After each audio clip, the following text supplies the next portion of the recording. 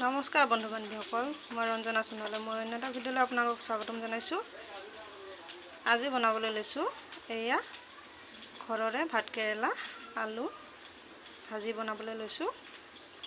এনেদৰে কাটি ধুই ৰাখিছোঁ। এয়া তেল আৰু পিঁয়াজ জলকীয়া ভাজা হৈ গৈছে। তাতে ৰখা ভাতকেৰেলা আলুখিনি এড কৰি দিলোঁ। হালধি এড কৰি দিছোঁ, লগতে এড কৰি দিছোঁ 1 চামুচ নিমখ।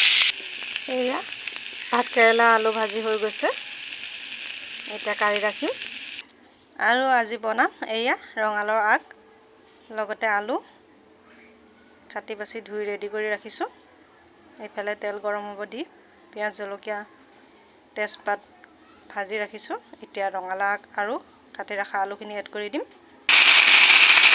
এয়া আটাইখিনি এড কৰি দিলোঁ। এয়া অলপ সময় ভাজা হোৱাৰ পিছত মই নিমখ এড কৰি দিছোঁ, লগতে এড কৰি দিছোঁ হালধি।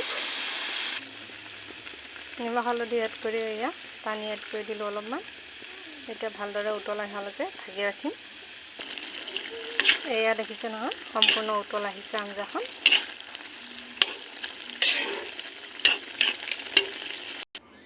এয়া আজি দিনৰ ভাত সাজ এনেদৰে ৰঙালাওৰ আগ আলু অলপ চুপচুপীয়া কৰি বনাইছোঁ, লগতে ভাতকেৰেলা আলু ভাজি।